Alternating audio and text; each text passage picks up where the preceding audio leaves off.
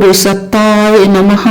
गायत्री महाविज्ञान तृतीय भाग। लेखक परम पूज्य गुरुदेव वेदमूर्ति तपोनिष्ठ पंडित श्री राम शर्मा आचार्य। आइए पढ़ते हैं, सुनते हैं और समझने का प्रयास करते हैं। गायत्री मंत्र के साथ स्वाध्याय शुरू करते हैं। ओम भूर्भुवः स्वः तत्सवितुर्वरेण्यं भर्गो देवस्य धीमहि धियो यो नः प्रचोदयात्। आनंदमय कोश गायत्री का पांचवा मुख आनंदमय कोश है। जिस आवरण में पहुंचने पर आत्मा को आनंद मिलता है, जहां उसे शांति, सुविधा, स्थिरता, निश्चिंतता एवं अनुकूलता की स्थिति प्राप्त होती है, वही आनंदमय कोश है। गीता के दूसरे अध्याय में स्थिति प्रज्ञ की जो परिभाषा की गई है और समाधिस्थ के जो लक्षण बताए गए हैं, वे ही गुण कर्म स्वभाव आनंदमयी स्थिति में हो जाते हैं। आत्मिक परमार्थों की साधना में मनोयोग पूर्वक संलग्न होने के कारण सांसारिक आवश्यकताएं बहुत सीमित रह जाती है। उनकी पूर्ति में इसलिए बाधा नहीं आती कि साधक अपनी शारीरिक और मानसिक स्वस्थता के द्वारा जीवन उपयोगी वस्तुओं को उचित मात्रा में आसानी से कमा सकता है। प्रकृति के परिवर्तन, विश्वव्यापी उतार चढ़ाव, कर्मों की गहन गति, प्रारब्ध, भोग, वस्तुओं की नश्वरता, वैभव की चंचल चपलता आदि कारणों में जो उलझन भरी परिस्थितियां सामने आकर परेशान किया करती है, उन्हें देखकर वह हंस देता है। सोचता है, प्रभु ने इस संसार में ऐसी धूप छाह का आंख मिचौनी का खेल खड़ा कर दिया है। अभी सुखी तो अभी रज, अभी वैभव तो अभी निर्धनता, अभी जवानी तो अभी बुढ़ापा, अभी जन्म तो अभी मृत्यु, अभी नमकीन तो अभी मिठाई। यह दुरंगी दुनिया कैसी विलक्षण है। दिन निकलते देर नहीं हुई कि रात की तैयारी होने लगी। रात को आए जरा सी देर हुई कि नव प्रभात का आयोजन होने लगा। वह तो यहाँ का आदि खेल है। बादल की छाया की तरह पल पल में धूप छाह आती है। मैं इन तितलियों के पीछे कहाँ दौड़ूं? मैं इन छन छन पर उठने वाली लहरों को कहाँ तक गिनूं? पल में रोने, पल में हंसने की बाल क्रीड़ा मैं क्यों करूं? आनंदमय कोश में पहुंचा हुआ जीव अपने पिछले चार शरीरों अन्नमय, प्राणमय, मनोमय और विज्ञानमय कोश भली प्रकार समझ लेता है। उनकी अपूर्णता और संसार की परिवर्तनशीलता दोनों के मिलन में ही एक विषैली गैस बन जाती है, जो जीवों को पाप तापों के काले धुएं से कलुषित कर देती है। यदि इन दोनों पक्षों के गुण दोषों को समझकर उन्हें अलग अलग रखा जाए, बारूद और अग्नि इकट्ठा न होने दिया जाए, तो विस्फोट की कोई संभावना नहीं है। यह समझकर वह अपने दृष्टिकोण में दार्शनिकता, सात्विकता, वास्तविकता, सूक्ष्मदर्शिता को प्रधानता देता है। तद अनुसार उसे सांसारिक समस्याएं बहुत हल्की, महत्वहीन मालूम पड़ती है। जिन बातें को लेकर साधारण मनुष्य बेतरह दुखी रहते हैं, उन स्थितियों को वह हल्के विनोद की तरह समझकर अपेक्षा में उड़ा देता है और आत्मिक भूमिका में अपना दृढ़ स्थान बनाकर संतोष और शांति का अनुभव करता है।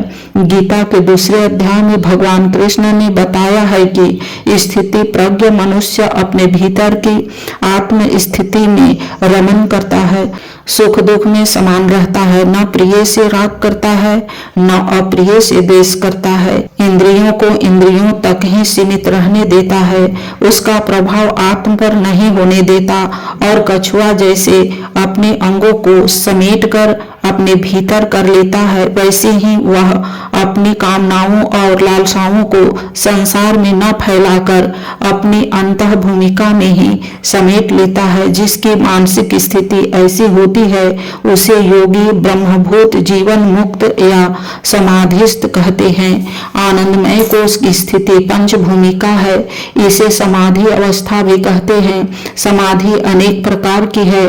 काष्ठ समाधि, भाव समाधि, ध्यान समाधि, प्राण समाधि, सहज समाधि आदि 27 समाधियां बताई गई है। मूर्छा, नशा एवं क्लोरोफॉर्म आदि सूंघने से आई हुई समाधि को काष्ठ समाधि कहते हैं। किसी भावना का इतना अतिरेक हो कि मनुष्य की शारीरिक चेष्टा संज्ञा शून्य हो जाए, उसे भाव समाधि कहते हैं।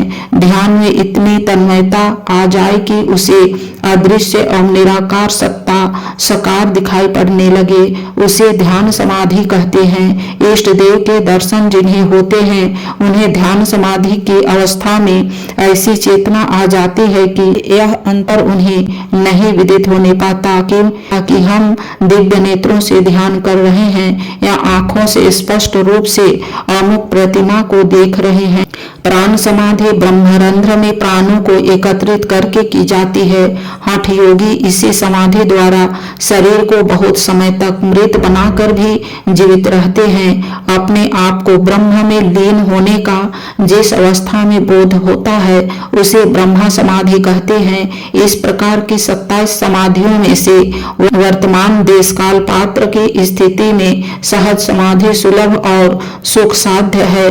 महात्मा कबीर ने सहज समाधि पर बड़ा बल दिया है। अपने अनुभव से उन्हें सहज समाधि को सर्वसुलभ देखकर अपने अनुयायियों को इसी साधना के लिए प्रेरित किया है। महात्मा कबीर का वचन है, साधो सहज समाधि भली, गुरु प्रताप भयो जा दीन ते, सुरती न अनंत चली, आंख न मुंद कान न रुंद, काया कष्ट न धारू, खुले नयन से हंस हंस देखूं, सुंदर रूप निहारूं, कहूं सोई नाम सुनूं, सोई सुमिरन खाऊं सोई पूजा, गृह उधान एक सन लेखूं, भाव मिटाऊं तूजा, जहां जहां जाऊं सोई परिक्रमा, जो कुछ करूं सो सेवा, जब सोऊं तब करूं दंडवत पूजूं और न देवा, शब्द निरंतर मनवा राता, मलिन वासना त्यागी, बैठत उठत कब हूं ना, बिसरे ऐसी ताड़ी लागी, कहें कबीर वह अनमनी, रहती सोई प्रकट कर जाई, दुख सुख के एक परे, परम सुख ते ही सुख रहा समाई। उपरोक्त पद में सदगुरु कबीर ने सहज समाधि की स्थिति का स्पष्टीकरण किया है। यह समाधि सहज है, सर्वसुलभ है, सर्वसाधारण की साधना शक्ति के भीतर है, इसलिए उसे सहज समाधि का नाम दिया गया है। 8 साधनाएं कठिन हैं, उनका अभ्यास करते हुए समाधि की स्थिति तक पहुंचना असाधारण कष्ट साध्य है। चिरकालीन तपश्चर्या, षटकर्मों की श्रम साध्य साधना सब किसी के लिए सुलभ नहीं है। अनुभवी गुरु के सम्मुख रहकर विशेष सावधानी के साथ वे क्रियाएं साधनी हैं, फिर भी उनकी साधना खंडित हो जाती है तो संकट भी सामने आ सकते हैं। जो योग भ्रष्ट लोगों के समान कभी भयंकर रूप से आ खड़े होते हैं। कबीर जी सहज योग को प्रधानता देते हैं। सहज योग का तात्पर्य है सिद्धांतमय जीवन, कर्तव्यपूर्ण कार्यक्रम, क्योंकि इंद्रिय भोगों, पाश्विक वृत्तियों एवं काम क्रोध लोभ मोह की तुच्छ इच्छाओं से प्रेरित होकर आमतौर से लोग अपना कार्यक्रम निर्धारित करते हैं और इसके कारण भांति भांति है कष्टों का अनुभव करते हैं। सहज समाधि असंख्य प्रकार की योग साधनाओं में से एक है। इसकी विशेषता यह है कि साधनारत रीति के सांसारिक कार्य करते हुए भी साधना क्रम चलता है। इसी बात को ही यूं कहना चाहिए कि ऐसा व्यक्ति जीवन के सामान्य सांसारिक कार्य, कर्तव्य, यज्ञ, कर्म ईश्वरीय आज्ञा पालन की दृष्टि से करता है। भोजन करने में उसकी भावना रहती है कि प्रभु की एक पवित्र धरोहर शरीर को यथावत रखने के लिए भोजन किया जा रहा है। खाद्य पदार्थों का चुनाव करते समय शरीर की स्वस्थता उसका ध्येय रहती है। स्वादों के चटोरेपन के बारे में वह सोचता तक नहीं। कुटुंब का पालन पोषण करते समय वह परमात्मा की एक सुरमय वाटिका के माली की भांति सिंचन संवर्धन का ध्यान रखता है। कुटुंबियों को अपनी संपत्ति नहीं मानता, जीविकोपार्जन को ईश्वर प्रदत्त आवश्यकताओं की पूर्ति का एक पुनीत साधन मात्र समझता है। अमीर बनने के लिए जैसे भी बने वैसे धन संग्रह करने की तृष्णा उसे नहीं होती। बातचीत करना, चलना फिरना, खाना पीना, सोना जागना, जीविकोपार्जन, प्रेम द्वेष आदि सभी कार्यों को करने से पूर्व परमार्थ को, कर्तव्य को प्रधानता देते हुए करने से वे समस्त साधारण कामकाज भी यज्ञ रूप हो जाते हैं। जब हर काम के मूल में कर्तव्य भावना की प्रधानता रहेगी तो उन कार्यों में पुण्य प्रमुख रहेगा। सद्बुद्धि से, सद्भाव से किए हुए कार्यों द्वारा अपने आप को और दूसरों को सुख शांति की प्राप्ति होती है। ऐसे सत्कार्य मुक्ति प्रदत्त होते हैं, बंधन नहीं करते। सात्विकता, सद्भावना और लोक सेवा की पवित्र आकांक्षा के साथ जीवन संचालन करने पर कुछ दिन में वह नीति एवं कार्य प्रणाली पूर्णतया अभ्यस्त हो जाती है और जो चीज अभ्यास में आती है वह प्रिय लगने लगती है, उसमें रस आने लगता है। बुरे स्वाद की खर्चीली, प्रत्यक्ष हानिकारक, दुष्पाच्य नशीली चीजें, मदिरा, अफीम, तंबाकू आदि जब कुछ दिन के बाद प्रिय लगने लगती है और उन्हें बहुत कष्ट उठाते हुए भी छोड़ते नहीं बनता, जब तामसी तत्व कालांतर के अभ्यास से इतने प्राण प्रिय हो जाते हैं तो कोई कारण नहीं कि सात्विक तत्व उसे अधिक प्रिय न हो सके। सात्विक सिद्धांत को जीवन आधार बना लेने से उन्हीं के अनुरूप सार, विचार और कार्य करने से आत्मा को सत तत्व में रमन करने का अभ्यास पड़ जाता है। यह अभ्यास जैसे जैसे परिपक्व होता है वैसे वैसे सहज योग का रसास्वादन होने लगता है, उसमें आनंद आने लगता है। जब अधिक दृढ़ता, श्रद्धा, विश्वास, उत्साह एवं साहस के साथ सत्परायणता में सिद्धांत संचलित जीवन में संलग्न रहता है तो वह उसकी अस्थायी वृत्ति बन जाती है, उसे उसी में तन्मयता रहती है, एक दिव्य आवेश या छाया रहता है, उसकी मस्ती, प्रसन्नता, संतुष्टता असाधारण होती है। इस स्थिति को सहज योग की समाधि या सहज समाधि कहा जाता है।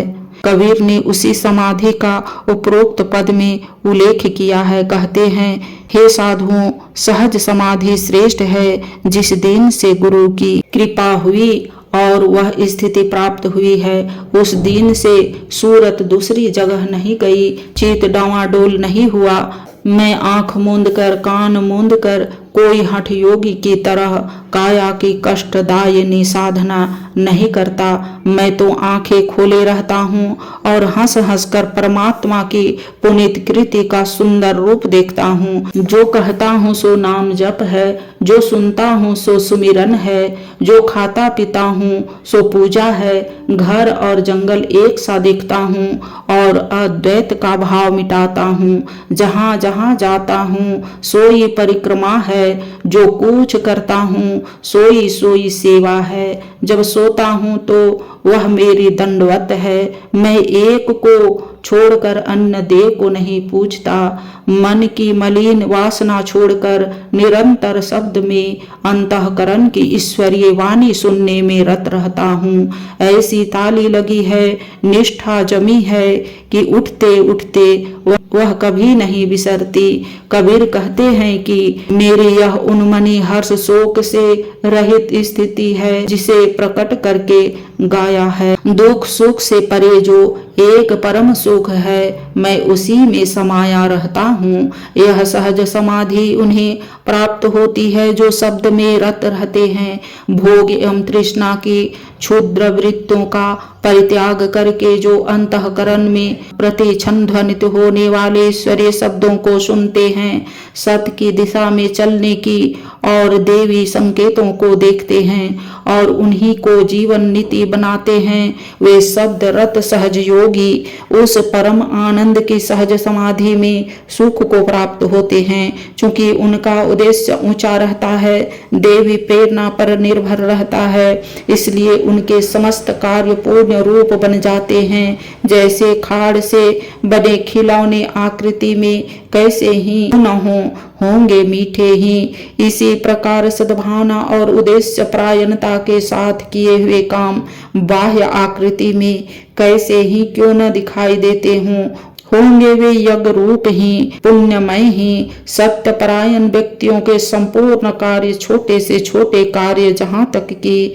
चलना, सोना, देखना तक ईश्वरीय आराधना बन जाते हैं। स्वल्प प्रयास में समाधि का शाश्वत सुख उपलब्ध करने की इच्छा करने वाले अध्यात्म मार्ग के पथिकों को चाहिए कि वे जीव का दृष्टिकोण उच्च उद्देश्यों पर अवलंबित करें। दैनिक कार्यक्रम का सैद्धांतिक दृष्टि से निर्णय करे, भोग से उठकर योग में अवस्था का आरोपण करे। इस दशा में जो जितनी प्रगति करेगा उसे उतनी ही अंशों में समाधि के लोकोत्तर सुख का रसास्वादन होता चलेगा। आनंदमय कोश की साधना में आनंद का रसास्वादन होता है। इस प्रकार की आनंदमय साधनाओं में से 3 प्रमुख साधनाएं नीचे दी जाती है। सहज समाधि की भांति यह 3 साधनाएं भी बड़ी महत्वपूर्ण है, साथ ही उनकी सुगमता भी असंदिग्ध है। आज के वीडियो में इतना ही। अगले वीडियो में नाद साधना के बारे में पढ़ेंगे और समझेंगे। लाइक, सब्सक्राइब और शेयर करें। धन्यवाद। ओम शांति।